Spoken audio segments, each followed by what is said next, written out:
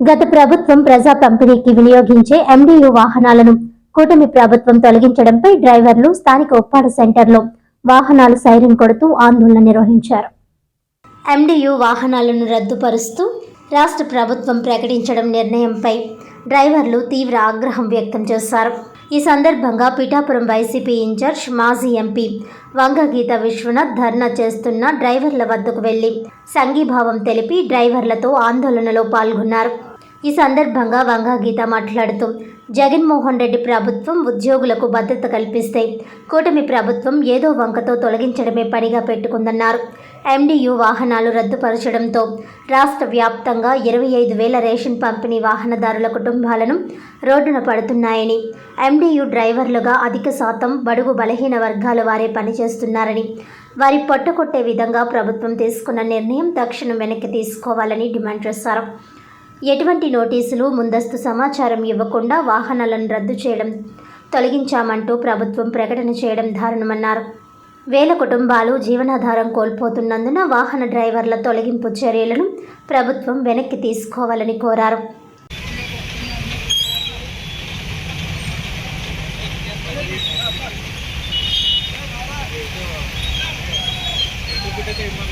ఆదర్శప్రాయంగా ఉండే విధంగా ప్రజల దగ్గరకే బడుగు బలహీన వర్గాలు ఎవరైతే సుమారు 5.5 లక్షల రేషన్ తీసుకునే కుటుంబాలు ఉన్నాయో వారందరికీ కూడా నేరుగా వారి దగ్గరకే రేషన్ పంపిణీ విధానాన్ని ఒక బృహత్తరమైన మంచి ఆలోచన.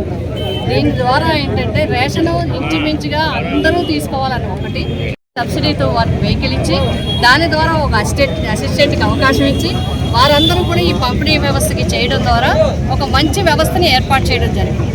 దీని ద్వారా ఇంచుమించుగా ఈ సంవత్సరాలన్నీ కూడా చాలా చక్కగా పంపిణీ వ్యవస్థ కూడా జరిగింది. ఎక్కడా కూడా అక్కడక్కడ ఏ వ్యవస్థ అయినా చిన్న చిన్న కంప్లైంట్లు ఉంటాయి, కానీ ఈ పంపిణీ వ్యవస్థ ద్వారా ప్రజలందరూ కూడా మెచ్చుకోవడం జరిగింది. మిగతా రాష్ట్రాల్లో కూడా ఇటువంటి పంపిణీ వ్యవస్థ ప్రవేశపెట్టాలనే ఆలోచనలో కూడా ఇతర ప్రభుత్వాలు కూడా రావడం జరిగింది. అటువంటి వ్యవస్థని కొనసాగిస్తూ ఇప్పుడు మరి ఈ ప్రభుత్వము ఈ వ్యవస్థని ఆప్ చేయాలని, నిలుపుదల చేయాలని ఆలోచన చేయటం మాత్రం చాలా ప్రజలకి అన్యాయం చేసినట్లే అవుతుంది. ఒకటి, మీకు పేద ప్రజల దగ్గరగా వస్తువులు రేషన్ పంపిణీ చేయడం ఇష్టం లేదా, లేకపోతే మరి ఈ యొక్క నిరుద్యోగ యువతని ఉద్యోగాల నుంచి మరి రోడ్డును పడేసే విధానం ఉంది. కాబట్టి మేమందరం కోరుతూ ఉంటాం, ఎవరైతే రాష్ట్ర వ్యాప్తంగా ఇప్పుడు ఇంచుమించుగా 9,700 వరకు వెహికల్స్ ఉన్నాయని, అదేవిధంగా వీళ్ళ అసిస్టెంట్లు అయితే ఎవరైతే ఆధారపడి ఉన్నారో సుమారు 17,000, 18,000 నుంచి 20,000 కుటుంబాలు కూడా దీని మీద ఆధారపడి ఉన్నాయి. అంతేకాకుండా ఇవి అవసరం వచ్చినప్పుడు మీరు ఒక్కసారి చూడండి, మొన్న కరోనా వచ్చినప్పుడు కానీ, అంతకుముందు ఏదైనా స్టేట్లో జిల్లాల్లో ఏదైనా ఇబ్బంది వచ్చినప్పుడు కానీ, ఏదైనా దగ్గరగా పంపిణీ చేయాలన్నప్పుడు కానీ, బుడమేరు వరద వచ్చినప్పుడు కానీ ఈ వెహికల్స్ ఎంత బాగా ఉపయోగపడ్డాయో, వెహికల్స్ ద్వారా ఈ యువత ఎంత బాగా సర్వీస్ చేశారో, ఎంత బాగా ఉపయోగపడ్డారో ఈ ప్రభుత్వ వ్యవస్థకి అనేది వారే అధికారులే, ప్రజాప్రతినిధులే చెప్పడం జరిగింది. ఈ చిన్న చిన్న వెహికల్స్ ఉండడం వల్ల ఈజీగా వెళ్ళిపోగలిగాం, అందరికీ కూడా మందులు పంపిణీ చేయగలిగాం, ఇవన్నీ చేయగలిగామని చెప్పి వారు కూడా చెప్పడం జరిగింది. ఇప్పుడు వ్యవస్థలో ఏదైనా మార్పులు తీసుకురావాలంటే పునరాలోచించాల్సిన అవసరం. ఈ వ్యవస్థ మీద ఆధారపడ్డ కుటుంబాలు ఎన్ని ఉన్నాయి, యువకులు ఎంతమంది ఉన్నారు, వారికి ప్రత్యామ్నాయం ఏంటి? ప్రత్యామ్నాయం మార్గం చూడకుండా ఆలోచనను ఈ వ్యవస్థ మీద రద్దు చేస్తున్నామంటే ఈ వెహికల్స్ ఏమవ్వాలి, ఈ వెహికల్స్ మీద ఆధారపడ్డ వేలాది మంది కుటుంబాలు ఏమవ్వాలి, రోడ్డును పట్టమే కదా. ఈ ప్రభుత్వం ఇప్పటికే నిరుద్యోగులకు గుర్తిస్తామన్నారు, ఇవ్వలేదు. అదేవిధంగా ఉద్యోగ అవకాశాలు కల్పిస్తామన్నారు, కల్పించలేదు. ఒక పక్క వాలంటీర్లు దగ్గర 2,40,000 మంది వాలంటీర్లు తీశారు. ప్రతి ఒక్క 50 మందికి ఉన్న వాలంటీర్లు నిరుద్యోగులు అయ్యారు. అదేవిధంగా కొన్ని వ్యవస్థల్లో ఈ లిక్కర్ షాపులకు సంబంధించి కానీ కొంతమందిని, వందలాది మందిని తీసేశారు, వాళ్ళు రోడ్డు మీద పడ్డారు. ఇప్పుడు ఇంచుమించుగా ఏళ్ళు ఒక 17,000, 20,000 మంది వీళ్ళు ఇప్పుడు రోడ్డు మీద పడాలి. ఈ వెహికల్స్ అన్నీ ఏమవ్వాలి? మీరు వాలంటీర్స్ ఇస్తే అక్కడ ఉన్నాడు, ఇప్పుడు ఈ వెహికల్ పట్టుకుని ఇతను ఏం చేయాలి, ఎలా చేయాలి? ప్రత్యామ్నాయం చూపించాల్సిన బాధ్యత ప్రభుత్వం మీద ఉంది. కాబట్టి ముఖ్యమంత్రి గారిని ఈ ఎండిఎస్ అసోసియేషన్ తరఫున, ఎండియు వెహికల్స్ నడిపే వారందరి తరఫున చాలా ముఖ్యంగా పేద బడుగు బలహీన వర్గాలు రోజు కూలీ మీద ఆధారపడి రేషన్ ఇంటి దగ్గరలోనే తీసుకుంటున్న వాళ్ళందరి తరఫున మేము కోరి ప్రార్థిస్తున్నాం. పిఠాపురం నియోజక వైఎస్ఆర్సీపీ తరపున మేము అడుగుతా ఉన్నాము ముఖ్యమంత్రి గారిని, ఉప ముఖ్యమంత్రి గారిని, నాదెండ్ల మనోహర్ గారు సివిల్ సప్లై మంత్రి గారిని మేము కోరుతున్నాం. మీరు పునరాలోచించండి. ఒకటి, ప్రజా పంపిణీకి దగ్గరగా ఇచ్చే వ్యవస్థని మీరు నిర్వీర్యం చేయొద్దు. ప్రజా పంపిణీ దగ్గరగా ప్రజలకు జరగాలి. రెండోది, ఈ వ్యవస్థని కొనసాగించాలి. అది జరగాలంటే ఈ వ్యవస్థను కేవలం జగన్మోహన్ రెడ్డి గారి మీద వైఎస్ఆర్సీపీ ప్రభుత్వంలో వచ్చిందనో కోపగించి ప్రజలకి అన్యాయం చేయొద్దు. నిరుద్యోగ యువకులకి అన్యాయం చేయొద్దు. అన్ని వర్గాల ప్రజలు ఉన్నారు. ఎస్సీలు ఉన్నారు, బీసీలు ఉన్నారు, మైనార్టీలు ఉన్నారు, ఎస్సీలు ఉన్నారు, మహిళలు ఉన్నారు, అన్ని వర్గాలు, ఈబీసీలు ఉన్నారు. వీళ్ళందరూ కూడా ఈరోజు ఏమవ్వాలి, ఒక్కసారిగా కుటుంబంతో రోడ్డు ఎక్కాలి. కాబట్టి దయచేసి పునరాలోచించండి. మళ్ళీ వ్యవస్థని కొనసాగించండి. పేద ప్రజలకి న్యాయం చేయండి. ఈ ఎండిఎస్కి అందరికీ కూడా ఎండియు వెహికల్ మీద ఆధారపడ్డ కుటుంబాలందరికీ న్యాయం చేయమని రాష్ట్ర వ్యాప్తంగా మరి 9,200 మంది కుటుంబాలు ప్లస్ హెల్పర్లు కలిపి 18,500 మంది రోజున రోడ్డున పడిన పరిస్థితి చూస్తూ ఉన్నాం. అయితే ఈ వ్యాన్లో మరి మంత్రివర్యులు చెప్తా ఉన్నారు, ఉచితంగా ఇస్తున్నాం. అయ్యా, మీరు మాకేమీ ఉచితంగా ఇవ్వట్లేదు. ఎందుకంటే మేము 10% subsidy SC, ST, BC, minority sub క్యాస్టులకు సంబంధించి మేము సంబంధిత కార్పొరేషన్ ద్వారా ఎంపికయ్యి 10% లబ్ధిదారులు మేము కట్టొచ్చాం. అదేవిధంగా 30% సబ్సిడీ, 90% సబ్సిడీ అని చెప్పి గవర్నమెంట్ మాకు చెప్తూ కేవలం 60% మాకు అమలు చేస్తుంది. మిగతా 30% ఎక్కడికి పోతుందంటే మాకు వచ్చినటువంటి 21,000 శాలరీలో 3,000 రూపాయలు 30% కట్ చేసుకుని 18,000 రూపాయలు మాకిస్తూ గత 4.5 సంవత్సరాల నుంచి ఉన్నటువంటి 30% సబ్సిడీ 3,000 రూపాయల అమౌంట్ గవర్నమెంట్ కట్టవలసిన 60% అమౌంట్ని కలిపి సుమారు 8,879 రూపాయలు ప్రభుత్వం ఈఎంఐ కింద బ్యాంక్ ఆఫ్ బరోడాకి చెల్లిస్తుంది. మీరు మాకు ఎక్కడ ఉచితంగా ఇస్తున్నారు ఈ వ్యాన్లో? గత 4.5 సంవత్సరాల్లో వరదల్లో, ఎండల్లో, అసలు వెహికల్ వెళ్ళనేటువంటి మార్గాల్లో, విజయవాడ ఫ్లడ్లో కానీ, ఇదే పిఠాపురంలో, గొల్లపురంలో కొన్ని ప్రాంతాల్లో వరదల ప్రభావంలో ఉన్నటువంటి గవర్నమెంట్లు మమ్మల్ని ఏ విధంగా ఉపయోగించుకున్నాయన్నది మా అందరికీ తెలుసు, ప్రజలకు తెలుసు.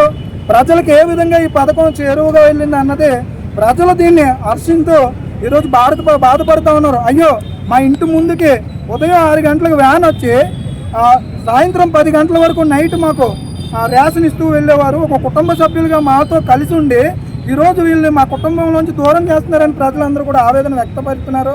మరొకసారి మీరు అందరూ కూడా పునరాలోచన చేసి ప్రజల్లోకి మళ్ళీ స్పీడ్ బ్యాక్ ఇప్పుడు మీరు తీసుకుని మరొకసారి మంత్రి గారు, డిప్యూటీ సీఎం గారు, గౌరవ ముఖ్యమంత్రి చంద్రబాబు నాయుడు గారే నేరుగా వరదల్లో మేము ఏదైతే వరద ప్రభావిత ప్రాంతాల్లో 4 జిల్లాలు మేము స్పందించి వెంటనే అక్కడ ఉన్నటువంటి ప్రజలకు ఫుడ్ సరఫరా చేసినటువంటి మమ్మల్ని మెచ్చుకుని ఇది ప్రజలకు మెచ్చిన పథకం అని చెప్పి మమ్మల్ని గుర్తించి నారా చంద్రబాబు నాయుడు గారు కూడా చెప్పారు. కానీ మా మీద కక్ష ఏంటంటే గత వైసీపీ ప్రభుత్వంలో ఇచ్చారు, వీరు వైసీపీకి అని ముద్ర వేసి కేవలం మంత్రివర్యులు నాదెండ్ల మనోహర్ గారు తీసుకున్నటువంటి ఈ ఆలోచన మంచిది కాదు. మరి పునరాలోచన చేసి మా కుటుంబాలన్నీ కూడా రోడ్డును పడిపోతున్నాయి. జూన్ 1వ తారీఖు నుంచి యథావిధిగా మాకు విధుల్లోకి తీసుకోవాలి. లేదంటే అర్ధాంతరంగా మమ్మల్ని ఇలా వదిలేస్తే మరి రేపు పొద్దున జూన్ 1వ తారీఖు నుంచి స్కూల్ తీస్తారో మా పిల్లలకి మరి చదివించుకున్నటువంటి మరి ఏ విధంగా స్కూల్కి ఫీజులు కట్టుకోవాలి, ఏ విధంగా మరి ఏం చేయాలి, బుక్స్కి సంబంధించి మా జీవనోపాధి ఏంటి? ఏ ప్రభుత్వం అయినా ఉన్నటువంటి వ్యవస్థను మెరుగుపరచాలి, అందులో లోటుపాట్లు దిద్దాలి తప్ప కేవలం ఒక నింద కూడా వేస్తున్నారు. రాష్ట్ర వ్యాప్తంగా 200 మందే తప్పు చేశారంట ఈ ఎండి వ్యవస్థలో. మరి 200 మంది మీద చర్యలు తీసుకుని 9,000 మందిని మీరు కొనసాగించాలి కదా. 9,000 మంది రాష్ట్ర వ్యాప్తంగా 4.5 సంవత్సరం మెరుగైన మరి ఇంటి వద్దకే రేషన్ చేస్తుంటే మీరెందుకు దొంగలుగా మరి నిధులుగా రాష్ట్ర వ్యాప్తంగా మరి డీలర్లు ఏదైతే ఉన్నారో డీలర్ షాపులు 8,000 కేసులు ఉన్నాయి. మరి మీరు లెక్క కూడా చెప్పవలసిన అవసరం ఉంది. మరి అది గమనించలేదు మీరు. ఇంకోటి కూడా నిన్న ప్రెస్ మీట్ పెట్టి 1వ తారీఖు నుంచి పండగ వాతావరణంలో రేషన్ షాపుల్లో మరి మేము రేషన్ ఇస్తాం అని చెప్పి మా రేషన్ షాపుల ద్వారా కానీ మంత్రి గారు చెప్తున్నారంటే మరి మంత్రి గారు ఏ విధంగా ఆలోచన చేసి కక్షపూరితంగా ఉన్నారన్నది కేవలం జగన్మోహన్ రెడ్డి గారు నాయకుల మీద ఉన్నటువంటి కక్ష సాధింపులు, బడుగు బలహీన వర్గాలైనటువంటి మమ్మల్ని మా పొట్టలు కొట్టద్దు. దయచేసి ఆలోచించి మమ్మల్ని విధుల్లోకి తీసుకోవాలని కోరుకుంటున్నాం. యాదల అప్పలరాజు, పిఠాపురం మండలం నరసింహపురం గ్రామం మాది. పిఠాపురం మండలం రోడ్లో ఎండియు వ్యవస్థలో నేను సెక్రటరీగా పనిచేస్తున్నాను. ఈ ఎండియు వ్యవస్థ వచ్చి సుమారుగా 5 సంవత్సరాలు అవుతుంది. గత ప్రభుత్వం రేషన్ రాష్ట్రంలో నుండి ప్రజలు రేషన్ తీసుకునే క్రమంలో కోట దగ్గరికి వెళ్ళి చాలామంది ఇబ్బంది పడుతున్నారనే ఉద్దేశంతో ప్రజల వద్దరికే డోర్ డెలివరీ రేషన్ చేయాలనే ఉద్దేశంతో సుమారుగా 9,260 వెహికల్స్ని గవర్నమెంట్ ప్రవేశపెట్టడం జరిగింది. ఆ క్రమంలో మమ్మల్ని అందరం కూడా ఈ రేషన్ డోర్ డెలివరీ చేసే క్రమంలో మమ్మల్ని నిరుద్యోగతతో బాధపడుతుంటే మాకు అందరికీ కూడా ఉద్యోగాన్ని కల్పించింది. ఎండియూలుగా ప్రభుత్వం మమ్మల్ని ప్రమోట్ చేసింది. గత 5 సంవత్సరాలుగా మేము ఈ యొక్క వ్యవస్థలో ప్రభుత్వం ఏ ఉద్దేశంతో అయితే ఈ పథకాన్ని ప్రవేశపెట్టిందో 100కి 100% దాన్ని మేము రీచ్ అవుతూ గతంలో కన్నా ఈ యొక్క రేషన్ పర్సంటేజ్ని పెంచుతూ మేము చక్కగా పనిచేస్తున్నాం. ఈ క్రమంలో మేము ఈ వెహికల్ మీద ఆధారపడి ఉన్నాం. అయితే ఈ ప్రభుత్వం వచ్చిన తర్వాత మా మీద కొన్ని అపోహలు కల్పించి లేదా రాజకీయ ముద్ర వేసి అలాగే గవర్నమెంట్ ఈ యొక్క దీన్ని భారంగా భావిస్తుందనే ఉద్దేశంతో మమ్మల్ని తొలగించడం మన 20వ తారీఖున సాయంత్రం మన మంత్రి గారు దీన్ని రద్దు చేసే క్రమం. వార్తలను ముఖ్యాంశాలు మరోసారి.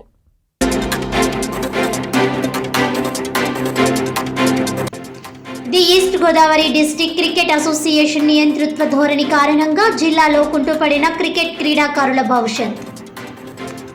ఆంధ్ర క్రికెట్ అసోసియేషన్ జోక్యం చేసుకుని అసోసియేషన్లో నెలకొన్న అవినీతి అక్రమాలపై విచారణ జరిపించి దోషులపై చర్యలు చేపట్టాలని డిమాండ్.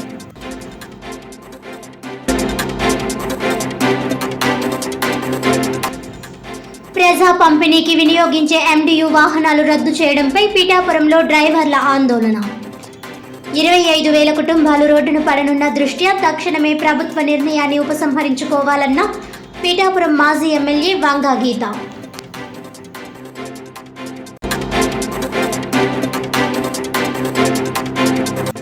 అనపర్తి నియోజకవర్గం పెదపొడి మండలంలోని దేవాదాయ శాఖలో అవకతవకలు జరుగుతున్నాయని ఆరోపణలు. ఉన్నతాధికారులు విచారణ చేపట్టి చర్యలు తీసుకోవాలన్న ఏపీఆర్సీఎస్ జిల్లా అధ్యక్షులు వల్లూరి రాజబాబు.